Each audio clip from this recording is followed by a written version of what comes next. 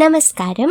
మన నవరాత్రి ప్రత్యేక శ్రేణిలో ఈరోజు మూడవ రోజు మనం చంద్రఘంటాదేవిని ఆరాధిస్తాం. ఆమె నుదుటిపై అర్ధచంద్రాన్ని ధరించి ఉంటారు, అందుకే చంద్రఘంట అని పిలుస్తారు. ఆమె రూపం ఉగ్ర శాంతమయమై ఉంటుంది. దేవి దశభుజ సమేతురాలు, 10 చేతులు కలిగినది. 9 చేతులలో త్రిశూలం, గద, ఖడ్గం, ధనుష్, బాణం, కేతకి, కమలము, మాల, గంట వంటి ఆయుధాలు ఉంటాయి. ఒక్క చేయి మాత్రం అభయముద్ర హస్తంలో ఉంటుంది. ఇది భక్తులకు రక్షణ, శాంతి, ధైర్యాన్ని ప్రసాదిస్తుంది. ఆమె ఘంటానాదం మాత్రమే దుష్టశక్తులను తారుమారు చేయగలదు. ఒకప్పుడు పార్వతీ అమ్మవారు కఠోర తపస్సుతో శివుడిని పతిగా పొందాలని సంకల్పించారు. తపస్సుతో సంతోషించిన శివుడు ప్రత్యక్షమయ్యాడు. కానీ శివుడి రూపం శ్మశానవాసి, శరీరమంతా బూడిదతో కప్పబడి జటాజూటాలతో, పాముల ఆభరణాలుగా, భూతగణాలు వెంట చూసి పార్వతీ తల్లిదండ్రులు భయపడ్డారు. ఆ వివాహం ఎలా జరుగుతుందో అని వారు ఆందోళన చెందారు. ఇది గమనించిన పార్వతీ అమ్మవారు ఒక కొత్త రూపం ధరించారు. ఆమె ఉగ్రం, శక్తివంతం, కానీ భక్తులకు శాంతి, ధైర్యం ప్రసాదించే రూపం. అదే చంద్రఘంట అవతారం. ఆమె నుదిటిపై వెలిగే అర్ధచంద్ర ఘంటానాదం అశుభ శక్తులను పారద్రోలుతుంది. ఇలా శివుని ఉగ్రతను సమతుల్యం చేస్తూ తన తల్లిదండ్రులను నమ్మబెట్టి వివాహాన్ని శుభప్రదం చేసింది. మహిషాసురుడు దేవతలను జయించి లోకాన్ని తన ఆధీనంలోకి తీసుకున్నాడు.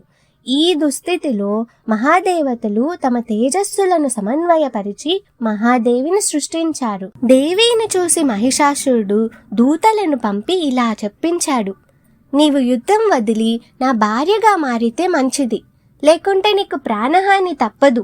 దేవి ఘోర హాస్యంతో ప్రతిస్పందించింది: నీ అహంకారాన్ని నేను సమూలంగా నశింపజేస్తాను, నీ సైన్యాన్ని యమలోకానికి నెట్టేస్తాను.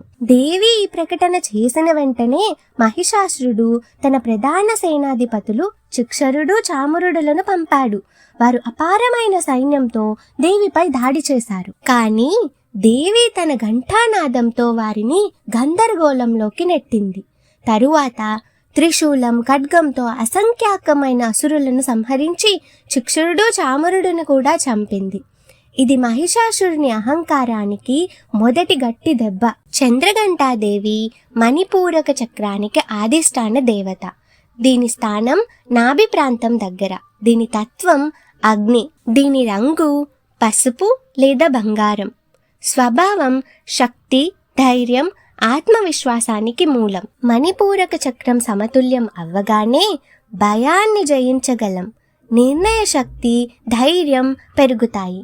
శరీరంలో శక్తి, ఉత్సాహం పెరుగుతుంది. జీర్ణశక్తి కూడా బలపడుతుంది. మణిపూరక చక్రాన్ని జాగృతం చేసుకునే విధానం: రామ్ బీజమంత్రాన్ని జపించడం, నాభి భాగంలో పసుపు కాంతిని ధ్యానం చేయడం, కపాలభాతి, భస్త్రిక లాంటి ప్రాణాయామం చేయడం, సూర్య నమస్కారాలు చేయడం. పూజా విధానం: దేవికి పసుపు పుష్పాలు సమర్పించాలి, ఘంటానాదంతో ఆరాధన చేయాలి, దుర్గా సప్తశతి పఠనం చేయాలి.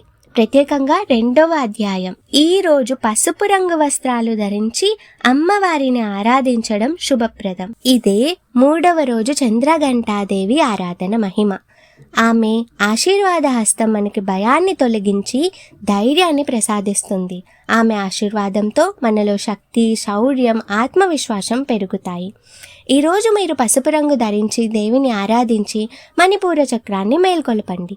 మరిన్ని నవరాత్రి కథలు, శాస్త్రాధార వివరాలు తెలుసుకోవాలంటే మా ఛానల్కి సబ్స్క్రైబ్ చేయండి. మర్చిపోవద్దు. జై మాతాది.